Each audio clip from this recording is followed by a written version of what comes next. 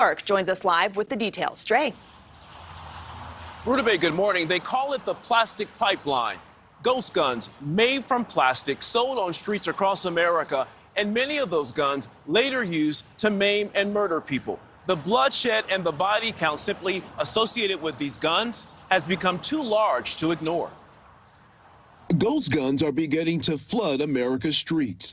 The guns can be assembled using inexpensive kits bought online or at gun shops. They can also be 3D printed. The guns have no serial numbers, making them untraceable. It's not a toy. It's shipped as though someone is assembling a toy.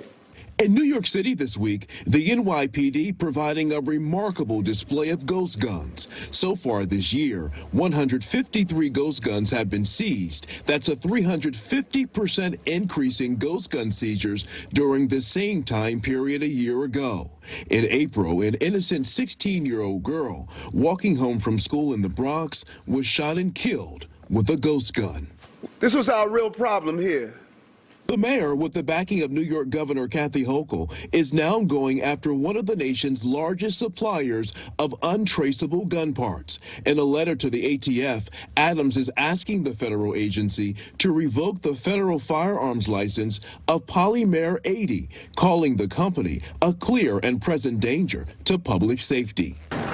Anyone order the mayor. Anyone. President Biden recently signed a federal rule making it illegal to manufacture ghost guns without serial numbers and for licensed gun dealers to sell them without background checks. We don't believe it's constitutional, and we don't think it's going to do anything about crime. In Ohio, the Buckeye Firearms Association thinks the president's rule is wrong. This is really just about trying to make something illegal that is not really a danger to anyone. The numbers don't lie. Ghost guns are being seized and recovered from crime scenes. In Pennsylvania, statewide, more than 150 ghost guns seized so far this year.